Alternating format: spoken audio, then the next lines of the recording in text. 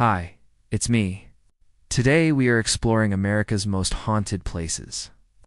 These stories come from real people who experience terrifying things in some of America's scariest locations. Some of these stories have been passed down through generations, while others were shared just recently. Each one is guaranteed to give you the chills, so let's get started. Eastern State Penitentiary, Philadelphia, Pennsylvania. While touring Eastern State Penitentiary, I felt an overwhelming sense of sadness and pain wash over me. It was as if the spirits of the inmates were reaching out to me, desperate to share their anguish. As I continued my exploration, I began experiencing strange phenomena. The hair on the back of my neck stood on end, and I could feel unseen eyes watching me from the shadows. Then suddenly, without any warning, an ice-cold hand gripped my shoulder, sending shivers down my spine. Terrified, I whirled around, but there was no one there. Yet I could still feel the icy touch on my skin. As I hurried away, I heard the sound of dragging metal moans echoing behind me, growing louder with each step I took. I didn't dare look back. Instead, I fled, desperate to escape the haunting presence that seemed to be following me. But as I ran, I knew I wasn't alone. Waverly Hills Sanatorium, Louisville, Kentucky. During a tour of Waverly Hills Sanatorium, our guide shared a chilling story about the ghost of a young girl named Ruth. Ruth had tuberculosis, and her mother would sneak her into the sanatorium at night to receive treatment. However, she was eventually caught and quarantined, leading to her death. Our guide told us that Ruth's spirit is said to roam the halls of the sanatorium, searching for her mother. Suddenly, we heard the sound of footsteps approaching us. We turned around, but there was no one there. Then we felt a cold breeze and the distinct smell of baby powder, even though there were no children present. As we continued the tour, we noticed that the temperature dropped dramatically in the room where Ruth had stayed. And then we saw her, the little girl's ghost. She appeared in the corner of the room, staring directly at us. Some even witnessed her moving from room to room, as if searching for her mother. Gettysburg, Pennsylvania. I was visiting Gettysburg with my family when I decided to explore the town's cemetery on my own. As I walked among the rows of headstones, a strong sense of sadness and despair washed over me. The further I ventured, the more intense the feeling became, until suddenly I couldn't take it anymore and broke down in tears. My family found me, and we left the cemetery together. But once outside the gates, I turned back to see a woman in a long white dress walking toward me. She had a sad expression on her face and seemed to be crying. When she reached me, she passed right through me and vanished. I was left shaking and terrified, wondering if I had just seen a ghost.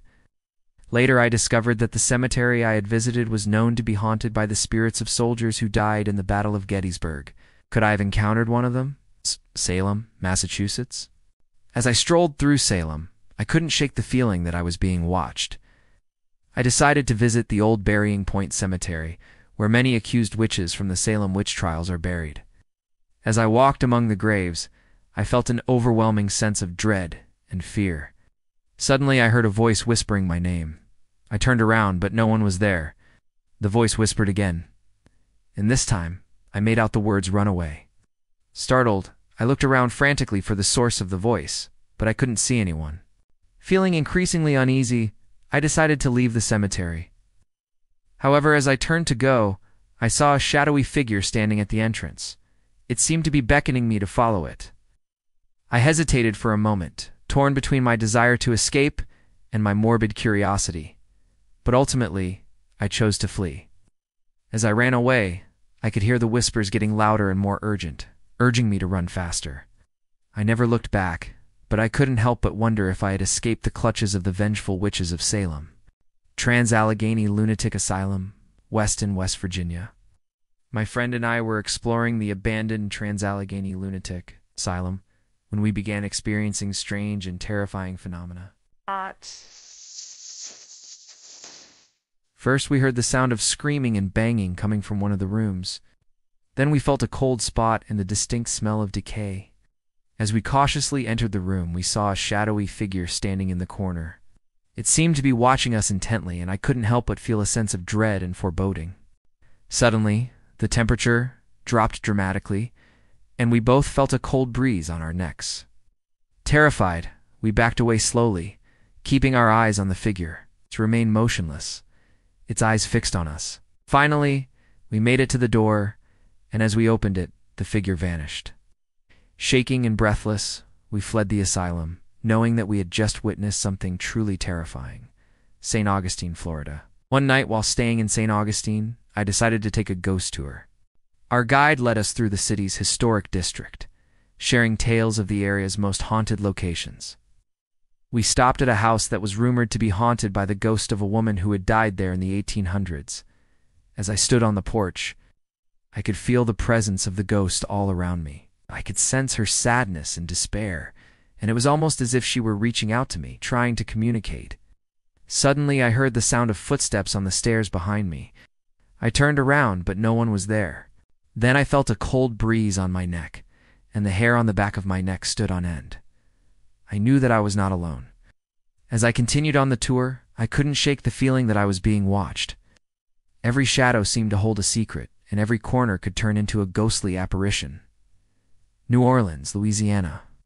I was exploring the French Quarter in New Orleans when I came across a voodoo shop.